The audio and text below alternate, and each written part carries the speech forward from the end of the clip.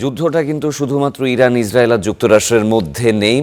বাংলাদেশ সহ মধ্যপ্রাচ্যের জ্বালানি অর্থনীতির ওপরও নেতিবাচক প্রভাব ফেলবে চলমান যুদ্ধ। পুরোভাবে বলাই যাচ্ছে যে আন্তর্জাতিক যে পরিস্থিতি, সারা বিশ্বেই কিন্তু এই পরিস্থিতির একটা টালমাটাল প্রভাব পড়বে। আমরা এই বিষয়ে আরও আলোচনা করব। আমাদের সহকর্মী কাজী শাহরিন এই মুহূর্তে আমাদের সাথে যোগ দেবেন এ বিষয়ে আলোচনার জন্য। আমরা শাহরিনের কাছে যেতে চাই। শাহরিন, শুভ সকাল। যদিও আসলে মধ্যপ্রাচ্য এবং সারা বিশ্বের খবরের দিক থেকে একদমই অবস্থাটা শুভ নয়। শাহরিন, আপনি তো গতকাল থেকে আসলে এই বিষয়ে খোঁজ খবর রাখছেন যে এই হামলার পরে, তো সর্বশেষ যে বিষয়টি নিয়ে আসলে মূল আলোচনার কেন্দ্রবিন্দুতে রয়েছে যে খামেনি কি আদৌ বেঁচে আছেন কিনা। ডোনাল্ড ট্রাম্প ট্রুথ সোশ্যালে এক ধরনের তথ্য জানিয়েছেন, মার্কিন গণমাধ্যমের সাক্ষাৎকারে এক কথা বলছেন, তারপরে বেনিয়ামিন নেতানিয়াহু বলছেন যে তিনি নিহত হয়েছেন। অপরপক্ষে ইরানের যে নিউজ এজেন্সি তারা কিন্তু বলছেন যে কৌশলগতভাবে তিনি এখন আত্মগোপনে রয়েছেন। আর মূল যে বিষয়টি যে খামেনি আমরা সবসময় দেখি যে তিনি বাংকারেই থাকেন, মানে কোনো সময় আসলে মূল যে স্থাপনায় বা বাড়িতে তিনি অবস্থান করেন না। তো কি তথ্য আসলে জানা গেল শাহরিন? দেখেন, ট্রাম্পের দাবি বা খামেনি আসলে মারা গিয়েছেন কিনা এই বিষয়গুলো নিয়ে কথা বলার আগে আমাদেরকে জানতে হবে ট্রাম্পের স্টেটমেন্টগুলো কতটা নির্ভরযোগ্য। আমরা যদি পূর্ববর্তী বিষয়গুলোর দিকে তাকাই বা যদি পাস্টের বিষয়গুলো দেখি, আমরা জানতে পারবো যে ট্রাম্পের স্টেটমেন্টগুলো কিন্তু অনেক সময় মিথ্যা হয়ে থাকে। স্বয়ং ওয়াশিংটন পোস্ট বলছে ট্রাম্প যখন তার প্রথম প্রেসিডেন্সির সময়কাল টাইমটাতে উনি 3000-এরও অধিক মিথ্যা দাবি করেছিলেন, তার স্টেটমেন্টগুলো মিথ্যা ছিল। আমরা যদি সম্প্রতি দেখি, সম্প্রতি বিভিন্ন যে উনি স্টেটমেন্টগুলো দিয়েছে, মোদির সাথে ফোন আলাপ হোক, ফ্রান্সের প্রেসিডেন্টের সাথে ফোন আলাপ হোক, বিভিন্ন বিষয়গুলো উনি যখন স্টেটমেন্টগুলো দিয়েছে, স্টেটমেন্টগুলো দেওয়ার পর কিন্তু পরবর্তী দেশ থেকে কিন্তু এই বক্তব্যগুলো এসেছে যে এই ধরনের কোনো কিছু হয়নি।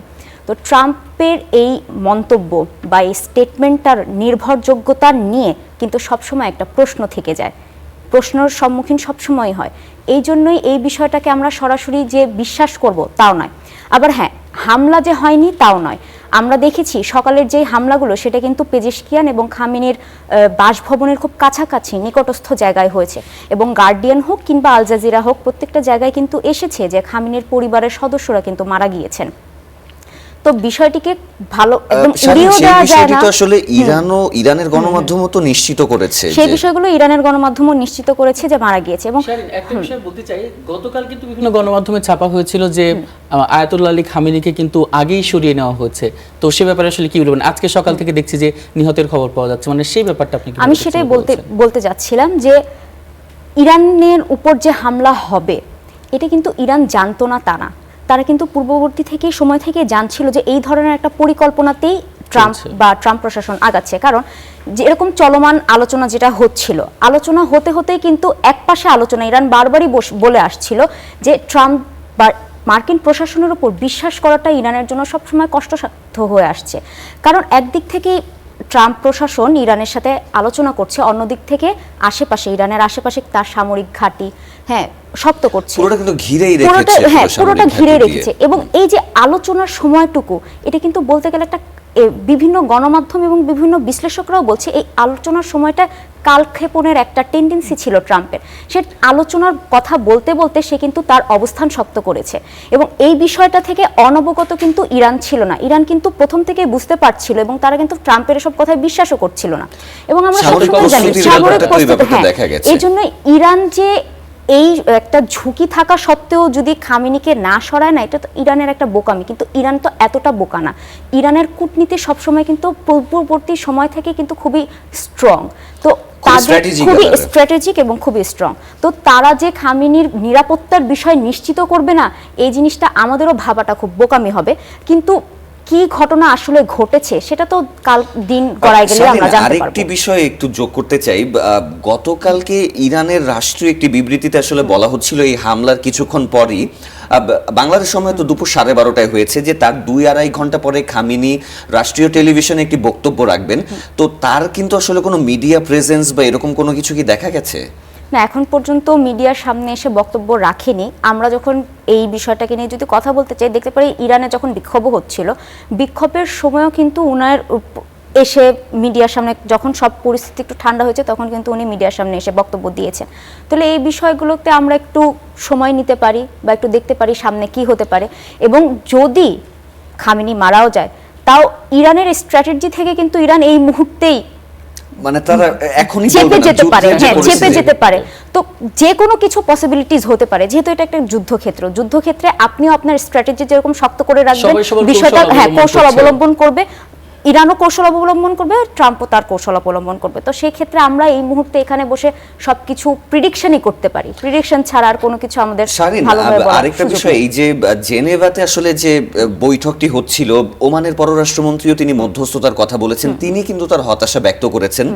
এখন আন্তর্জাতিকভাবে যে নিয়ম নীতি রয়েছে, আপনি একটা দেশে আক্রমণ করলে কিন্তু আপনার যে জিনিসটা থাকে যে ধরুন যে একটা দেশ আরেকটা দেশকে আক্রমণ করবে, তারা কিন্তু কিছু সংকেত দেয় বা জানিয়ে দেয়, বা এই অতর্কিত হামলার ব্যাপারটা আমরা আগেও যে আলোচনা করছিলাম যে গতবারে যে হামলাটি হয়েছিল যুক্তরাষ্ট্রের দ্বারা, সেটি কিন্তু রাত্রে হয়েছিল। তো ইরান আসলে তাদের প্রতিরক্ষা ব্যবস্থা বা সবকিছু রাত্রের দিকেই নিয়ে থাকে, বাট এবার আসলে স্ট্র্যাটেজিতেও একটা চেঞ্জ আনা হয়েছে। আবার নেতানিয়াহু যে বিষয়টি বলছিলেন যে তারা হচ্ছে নিজেদের প্রতিরক্ষার জন্য এই জিনিসটা আসলে করার জন্য এই উদ্দেশ্যে হামলাটি করেছেন। আবার ডোনাল্ড ট্রাম্প তার স্টেটমেন্টে বলেছেন যে আমেরিকানদের সুরক্ষার জন্য আসলে এই হামলার ব্যাপারটি।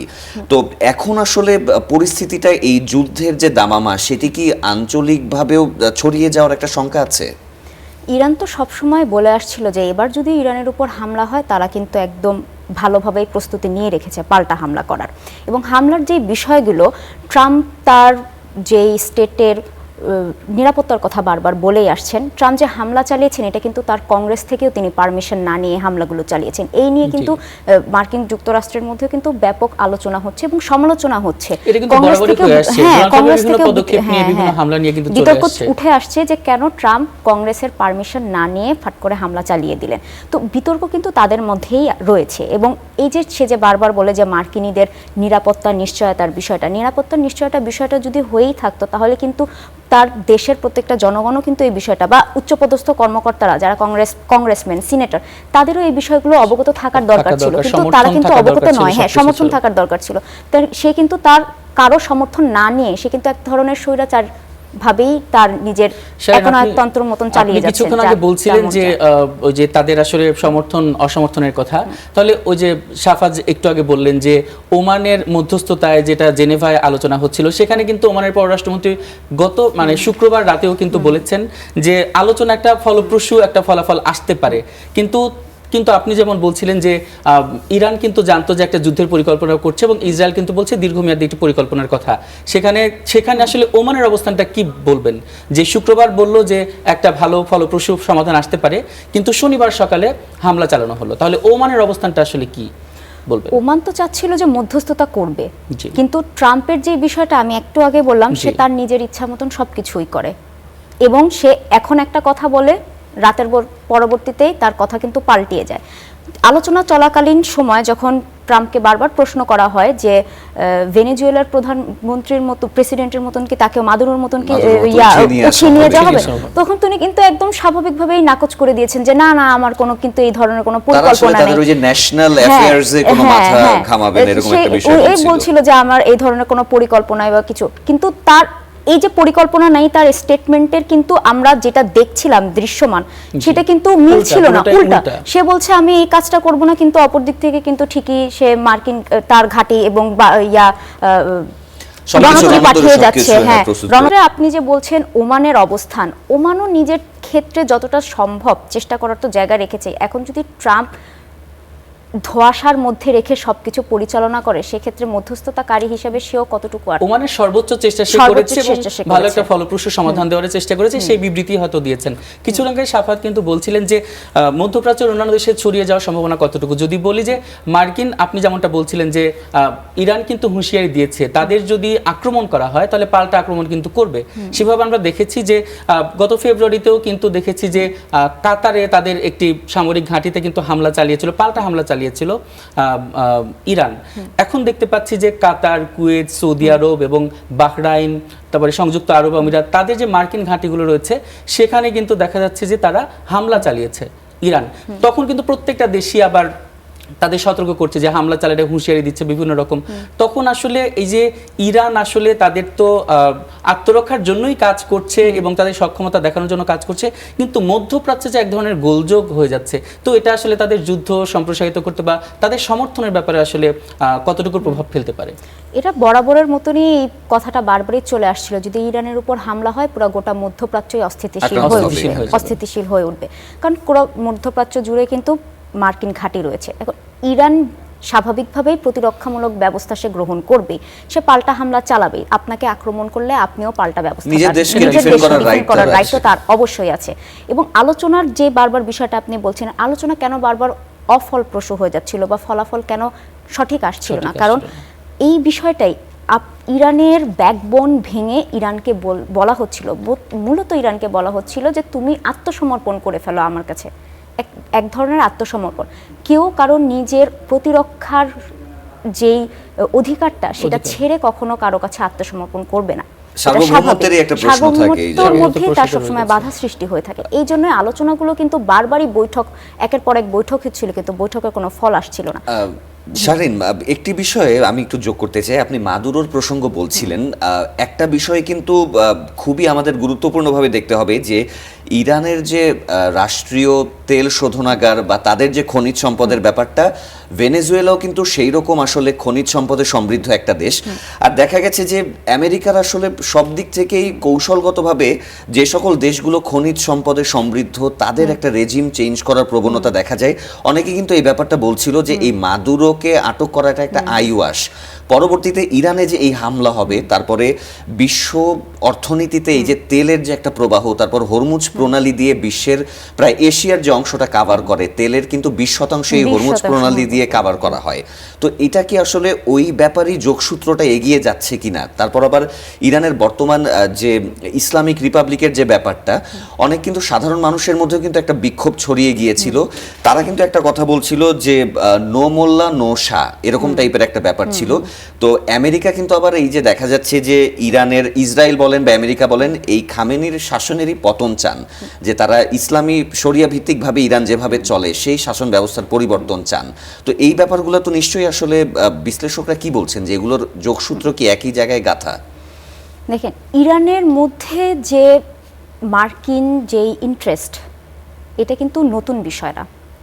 1953 সাল থেকে মার্কিনীদের যেই আগ্রহ ইরানদের মধ্যে দেখা গিয়েছে, 1953 সালে যখন ইরানের তৎকালীন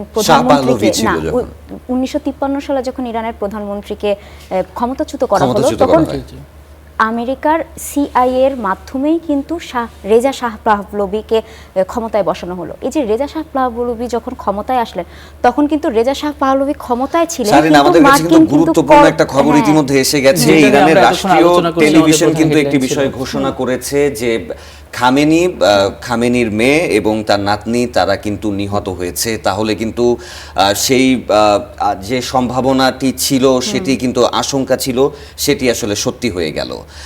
এই মুহূর্তে আসলে এই খবরটি আসলে খুবই চাঞ্চল্যকর এবং দেখা যাচ্ছে যে আন্তর্জাতিকভাবে মিডিয়াতে এই ব্যাপারটা কিন্তু বেশ আলোচিত হয়ে যাবে। ভোর রাত থেকে কিন্তু আমরা যে তথ্যটা আসলে জানছিলাম যে তিনি আসলে বেঁচে আছেন কিনা, তার মানে বোঝাই যাচ্ছে যে ইসরায়েল পরিকল্পিত এই যে অপারেশনটি করেছে, আরও 5 থেকে 10 জন সামরিক কর্মকর্তা নিহতেরও কিন্তু খবর পাওয়া গিয়েছিল। বোঝাই যাচ্ছে যে আসলে এই যুদ্ধটা বিশ্বব্যাপী আসলে এর প্রভাব ছড়িয়ে পড়ছে।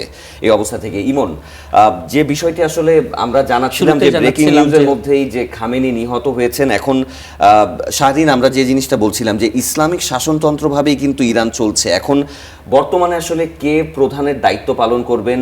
যদিও মাসুদ পেজেশকিয়ান আসলে রাষ্ট্রীয়ভাবে দেশটি চালান, কিন্তু সিদ্ধান্তের ব্যাপার কিন্তু সুপ্রিম লিডার যেটি খামেনি, তার মাধ্যমেই আসে।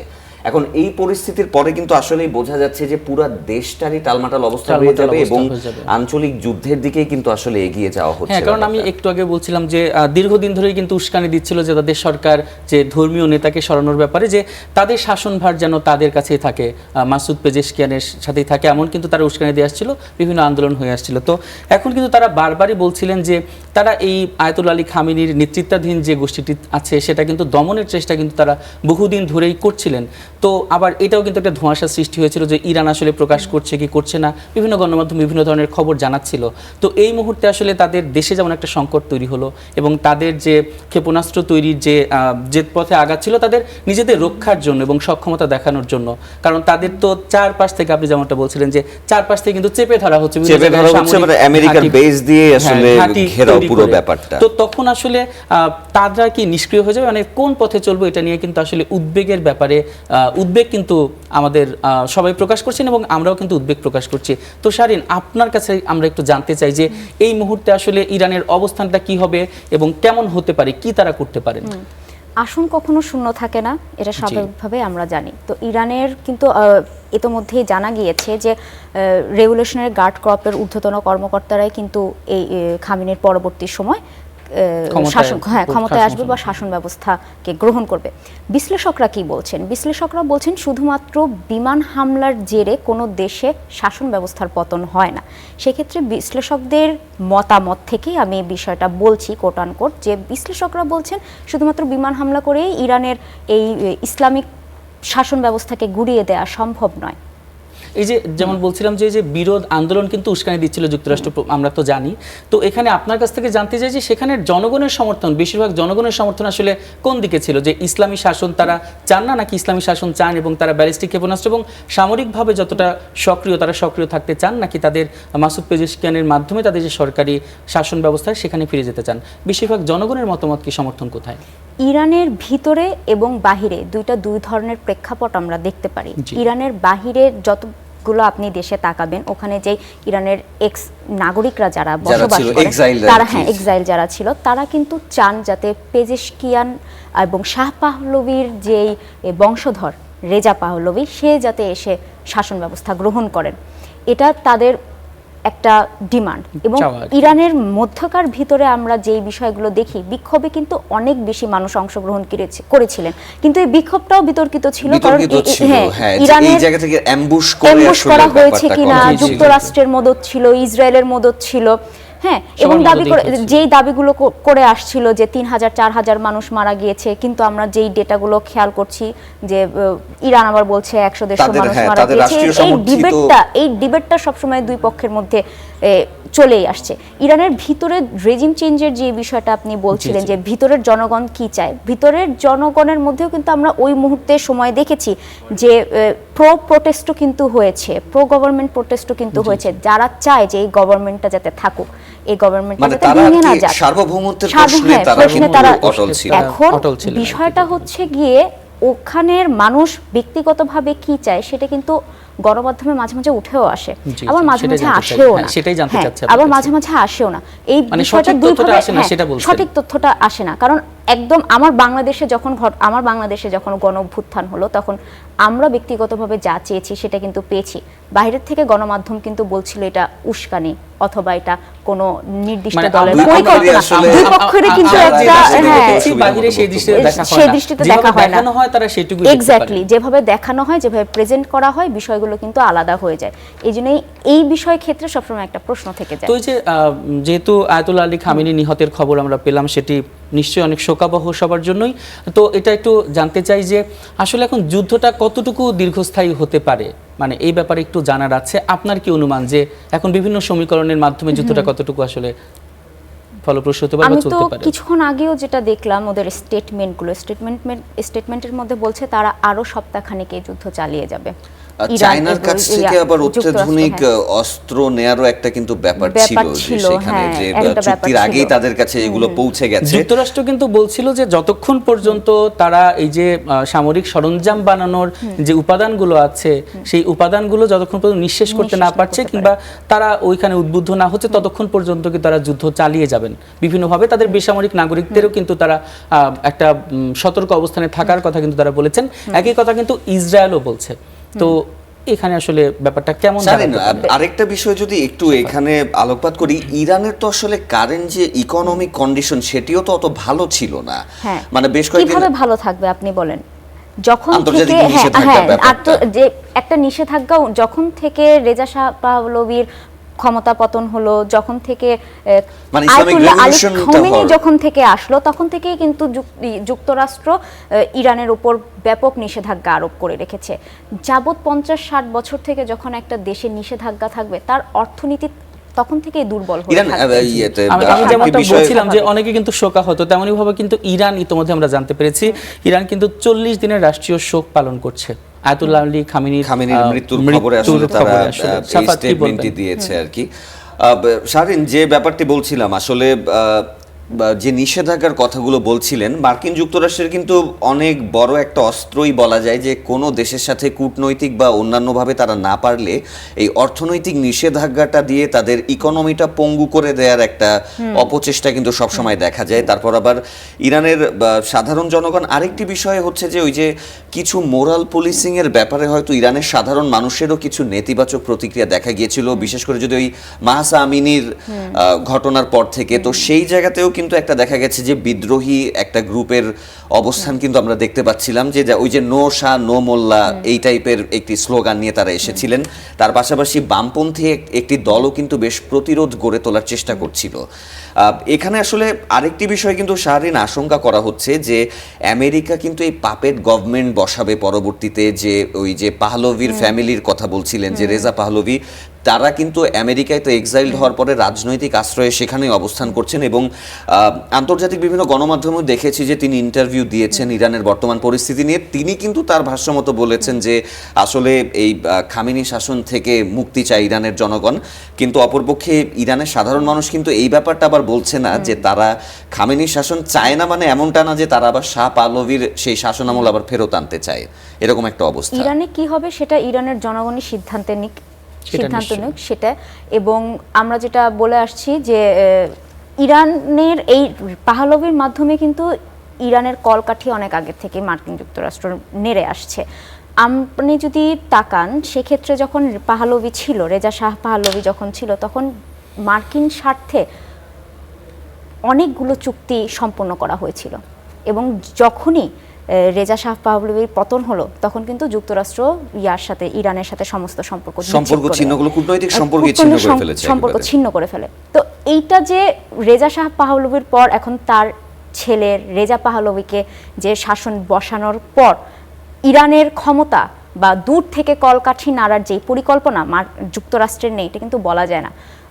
মাদুরোকে সরানোর পর মাদুরোর ইয়াকে যে প্রেসিডেন্টকে যে বসানো হলো, মানে মাচাদোকে যে নিয়ে আসা হয়েছিল আর কি, ওখানে আসলে ব্যাপার ছিল এরপর ওই কিন্তু পুরো তেল ক্ষেত্র কিন্তু এখন যুক্তরাষ্ট্রের হাতে।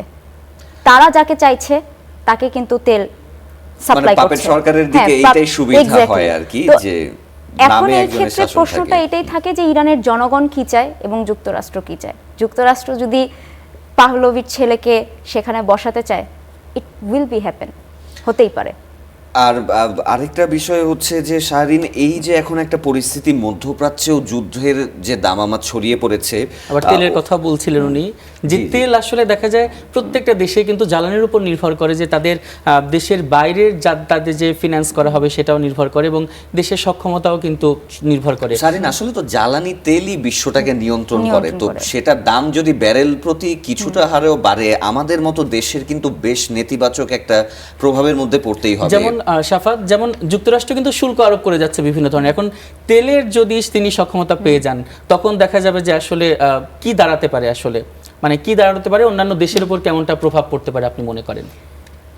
অন্যান্য দেশে কিন্তু ইরানের জ্বালানি থেকে কিন্তু সাপ্লাই যায়, তো ইরানের জ্বালানি খাতে আঘাত হানা মানে পুরো পৃথিবীতেই কিন্তু জ্বালানি খাতের একটা অস্থিতিশীলতা তৈরি হতেই পারে। কারণ যখন আপনার একটা তেলের সাপ্লাইয়ের মধ্যে ঘাটতি চলে আসবে তখন কিন্তু স্বাভাবিকভাবে বিশ্বের অন্যান্য দেশে এর প্রভাব পড়বে, এটা মাস্ট। এবং হরমুজ প্রণালীর যেই বিষয়টা আপনি বলছেন, হরমুজ প্রণালীর মধ্যেও যে ইরান সবসময় বলে আসছিল আমরা হরমুজ প্রণালী বন্ধ করে দিব, এই বিষয়টার দিকেও আমাদেরকে নজর দিতে হবে যে এই প্রত্যেকটা বিষয়ে কিন্তু অর্থনৈতিক সাথে একটার পর একটার সাথে আরেকটা জড়িত। তো স্বাভাবিকভাবেই বিভিন্ন দেশে শুধুমাত্র যুদ্ধটা মধ্যপ্রাচ্যে হয়েছে এর মানে এই না যে এটা মধ্যপ্রাচ্য পর্যন্ত সীমিত থাকবে, এটা কিন্তু বিশ্বে ছড়িয়ে আসলে যাবে। এর প্রভাবটা হ্যাঁ, পড়বে। তেলের প্রভাব যেমন একদিকে আছে, যেমন নিয়ন্ত্রণ নিচ্ছে যুক্তরাষ্ট্র, তেমনি ভাবে রাশিয়া থেকে যারা তেল উৎপাদন করছে তাদের উপরে কিন্তু পাল্টা বেশি বেশি শুল্ক আরোপ করছেন।